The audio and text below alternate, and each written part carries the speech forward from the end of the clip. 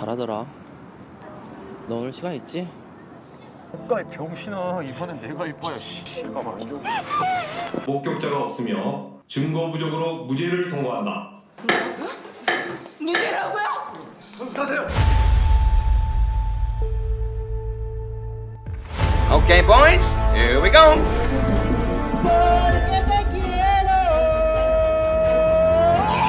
Hai Celengers, gimana kabarnya? Semoga kalian selalu dalam keadaan sehat dan bahagia. Oke, di video kali ini aku akan bercerita tentang film yang berjudul Don't Cry Mommy. Film ini rilis pada tahun 2012. Seperti apa filmnya? Cus langsung saja kita melebur ke ceritanya. Film dimulai dengan seorang wanita bernama Yorim yang baru saja bercerai dengan suaminya. Yorim merasa yakin dengan keputusannya untuk bercerai dan bisa membesarkan anaknya sendiri. Saat itu Yorim lagi menjemput anak perempuan satu-satunya yang bernama Yun-ah. Selain cantik, Yun-ah adalah gadis yang ceria dan mahir bermain selo. Pada hari itu, Yun-ah pertama kali masuk ke sekolah yang baru. Karena perceraian orang tuanya, ia pun harus ikut pindah sekolah dan pindah rumah. Meski begitu, hubungan Yorim dan putrinya ini tetaplah dekat. Mereka selalu berbagi cerita, mulai dari hal-hal kecil termasuk hal perceraiannya. Yorim tidak pernah menyembunyikan apapun dari putrinya. Begitu juga dengan Yun-ah yang selalu mendukung ibunya, bahkan Yun-ah tak mau ambil pusing karena perceraian orang tuanya. Karena ia telah sadar bahwa sikap ayahnya yang kurang baik itu membuat keluarga mereka tidak harmonis. Dan setelah bercerai, Yorim sangat menikmati perannya sebagai orang tua tunggal dan berusaha tegar di depan anaknya. Keesokan harinya, Yun-ah memperkenalkan teman barunya yang bernama Seong-min. Ternyata Seong-min ini adalah tetangga mereka. Ia tinggal hanya bersama ayahnya yang seorang polisi bernama Detektif Oh. Sehingga mereka memutuskan untuk menjadi sahabat karena merasa memiliki banyak kesamaan. Ketika di sekolah, usai pelajaran mereka berdua pergi ke kantin. Di sana dia bertemu dengan seorang pria pendiam bernama Johan. Ternyata Johan adalah kakak kelas mereka. Namun ketika ia tidak naik kelas, akhirnya mereka jadi sekelas. Sifat Johan yang pendiam ini membuat Yun-ah menjadi tertarik. Ia beranggapan kalau Johan sesuai dengan kriteria cowok idamannya. Setelah itu, dia curhat kepada Seong-min kalau dia mulai suka kepada Johan. Namun Seong-min mengingatkan Yun-ah untuk menjaga jarak dengan Johan. 저 오빠 조심해야 돼. 왜? 아니 그냥. Setelah itu ketika kelas musik, ternyata Johan memiliki hobi yang sama dengan Yun-ah. Yun-ah yang memang pandai bermain selo membuatnya terpesona dengan alunan musik yang dia mainkan. Dan tak butuh waktu lama, akhirnya mereka semakin dekat. 잘하더라. 너 오늘 시간 있지? Namun di tengah kedekatan mereka, Seong-min lagi-lagi memperingatkan Yun-ah untuk berhati-hati dengan Johan. Karena Seong-min merasa punya perasaan tak enak ketika melihat Johan berkumpul dengan teman-temannya. 같으면 오빠라니까. 괜찮은 애야? 말라리 아니야? 내가 몇 번 봤는데. Suatu hari, karena sudah tak tahan dengan perasaannya, Yun-ah memutuskan untuk mengirim pesan kepada Johan. Dia memintanya bertemu di ruang belajar karena ada sesuatu yang ingin dia berikan. Sementara Johan merasa ini merupakan kesempatan bagus. Dan akhirnya ia membalas pesan Yun-ah jika Johan meminta Yun-ah untuk datang ke atap sekolah sendirian jam 10 malam. Dan ketika malam tiba, Yun-ah akhirnya menemui Johan. Yun-ah membawa bingkisan berisi kue coklat buatan ibunya. Selain mereka asyik mengobrol, tiba-tiba dua orang teman Johan, yaitu Park Jun dan Min-go, datang mendekati mereka. Dan tanpa basa-basi, mereka mulai melecehkan Yun-ah. Sementara Yun-ah yang syok tidak bisa berbuat apa-apa selain menangis. Bahkan dengan bangganya, mereka merekam peristiwa itu.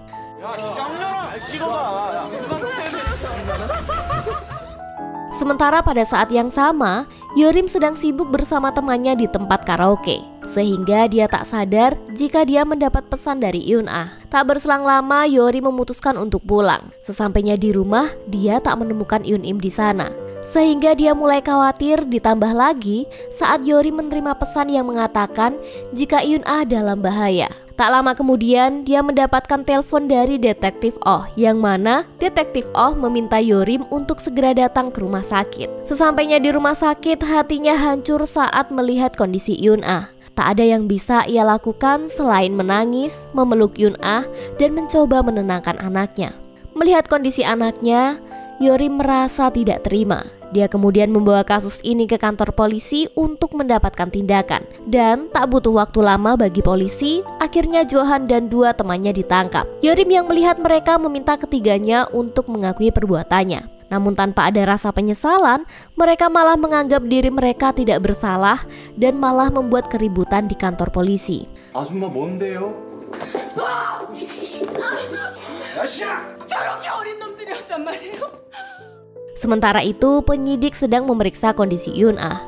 Yorim hanya bisa menahan air matanya melihat putrinya yang mengalami luka-luka yang begitu parah di seluruh tubuhnya. Sejak peristiwa yang menimpa Yun-ah, keceriaan di dalam hatinya kini hilang. Yun-ah lebih banyak menghabiskan hari-harinya dengan melamun di dalam kamarnya. Bahkan, Yun-ah tak mau bersekolah lagi karena dia merasa sangat malu akibat peristiwa itu. 유나야, 벌써 2시간이나 됐어. 나 아직도 너무 더러워. 왜 나한테 이런 일이 생긴 거야? Pada saat yang sama, Detektif Oh ingin membantu kasus Yun-ah. Namun ia merasa keberatan karena kebijakan dari pemerintah tentang pemerkosaan anak di bawah umur. Detektif Oh menyarankan Yorim untuk tidak memperpanjang kasus ini karena hanya akan menghabiskan biaya dan waktu untuk sidang. Tapi Yorim tetap bersikeras untuk memperjuangkan keadilan bagi putrinya karena dia ingin pelaku dihukum seberat-beratnya. Sayangnya, karena tidak ada bukti dan saksi yang kuat serta pelaku yang masih di bawah umur, pengadilan memutuskan kalau mereka tidak bersalah. 판결을 선고하겠습니다. 목격자가 없으며 증거 부족으로 무죄를 선고한다. Mendengar keputusan itu, Yorim berteriak histeris dan merasa tidak mendapatkan keadilan untuk putrinya. Dia marah dan kecewa karena tak bisa berbuat banyak untuk anaknya. Di rumah, Yun-ah menerima pesan dari Park Jon. Dia menentang Yun-ah untuk segera datang ke apartemennya. Jika Yun-ah menolak, Park Jon mengancam untuk menyebarkan video kejadian malam itu. Akhirnya, Yun-ah memberanikan diri untuk pergi dan berpamitan kepada ibunya jika ia akan pergi ke tempat les selo. Tak lupa dia membawa pisau kecil untuk melindungi diri. Ternyata kedatangan ke apartemen Park Jon karena ia ingin merebut HP-nya dan menghapus videonya. Setelah sampai apartemen Park Jon, seluruh rencana Yun-ah gagal. Sedangkan Yun-ah masih dalam kondisi lemah dan tak berdaya.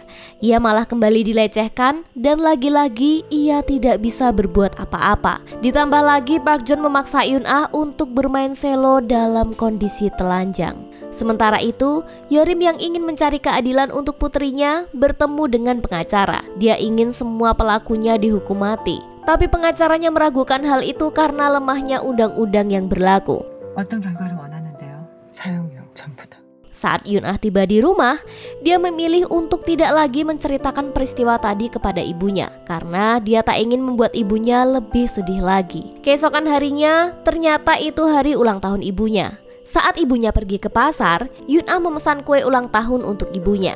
Ketika pulang dari pasar, Yorim berteriak memanggil anaknya tapi tak mendapatkan jawaban. Dan betapa terkejutnya ia saat menemukan Yun-ah dalam kondisi sekarat.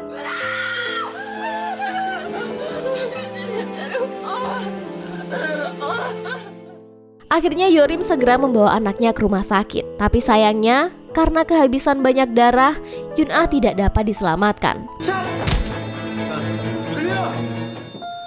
Mendengar jika putrinya meninggal, Yorim langsung pingsan. Setelah sadar, Yorim langsung memeluk tubuh anaknya yang sudah meninggal. Dan hari itu juga Yun-ah dikremasi, didampingi oleh keluarga dan orang-orang terdekatnya. Setelah pemakaman selesai, Yorim membuka kulkas dan menemukan sebuah kotak yang berisi kue ulang tahun. Ternyata itu adalah kue yang dipesan Yun-ah sebelum ia bunuh diri. Yorim akhirnya menangis melihat tulisan di kue itu yang bertuliskan "Don't cry mommy". Setelah itu, Yorim membereskan barang-barang anaknya dan ia mulai merasa kesepian di rumah yang tak seperti biasanya. Dia masih tak menyangka jika Yun-ah pergi begitu cepat di hari ulang tahunnya. Kemudian Yorim melihat HP milik Yun-ah dan mulai membukanya. Dia mulai membaca beberapa pesan yang ada. Tiba-tiba saja, dia terkejut ketika membaca pesan dari Park Jon. Dia menangis sejadi-jadinya ketika melihat video pelecehan anaknya.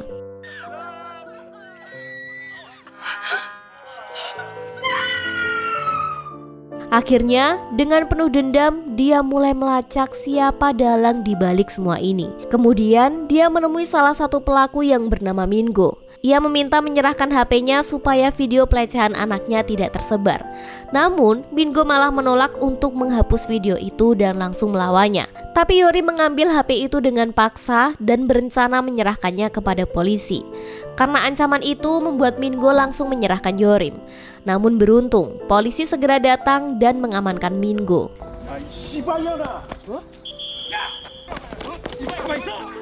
Di sini, Yorim sadar jika Mingo ini bukan Park Jon, orang yang sebenarnya dia cari. Akhirnya Yorim meminta polisi untuk membebaskannya. Setelah itu, target selanjutnya adalah Johan.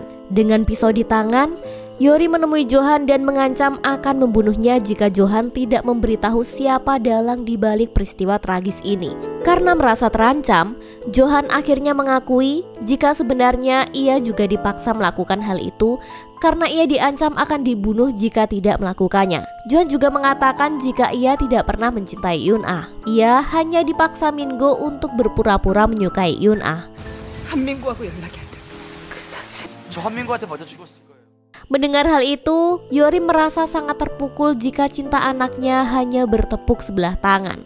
Setelah itu, Yorim meminta Johan untuk segera meninggalkan tempat itu sebelum pikirannya berubah. Karena Yorim merasa tidak mendapatkan solusi dan tak ada titik terang, akhirnya ia menuju alamat yang tertera di HP anaknya. Di sanalah tempat terakhir Yoon-ah dilecehkan dan sebelum bunuh diri. Ketika sampai di apartemen Park Jon, hati Yorim terasa semakin sakit ketika membayangkan semuanya. Tak lama kemudian datanglah Park Jon. Yorim tak mau menyia-nyiakan kesempatan ini dan dia langsung mengarahkan pisau ke arah Park Jon dan meminta video rekaman itu. Walaupun diancam oleh Yorim, Park Jon merasa tidak takut dan dia malah melawan.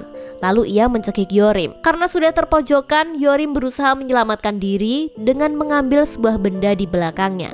Ia kemudian menikam Park Jon dan langsung tak sadarkan diri.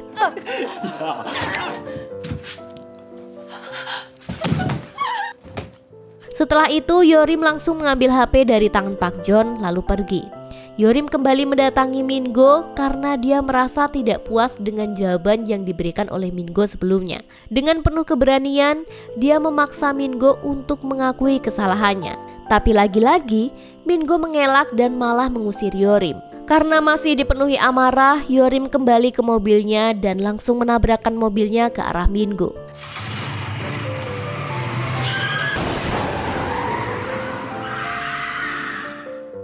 Setelah kejadian itu, dari rekaman CCTV, pihak polisi termasuk Detektif Oh menemukan bukti tentang kematian Mingo. Dan setelah itu, Detektif Oh juga menyelidiki apartemen Park Jon. Di sana, Detektif Oh tak sengaja menemukan rekaman video pelecehan Yoon-ah di komputer Park Jon. Dan ia juga terkejut kalau di rekaman itu ada Seong-min anaknya. Detektif Oh langsung menelpon anaknya. Terlihat, Seong-min dengan penuh ketakutan mengaku kepada ayahnya jika pada kejadian malam itu, ia juga diancam akan dibunuh kalau ia menceritakan kejadian itu kepada siapapun. Sementara itu, Yorim yang merasa jika tugasnya sudah selesai, berencana akan bunuh diri. Namun sebelum bunuh diri, ia pun mengakui kesalahannya kepada Detektif Oh. Detektif Oh menegaskan untuk mengurungkan niatnya jika ia akan bunuh diri, karena sebenarnya dalang dibalik ini semua adalah Johan.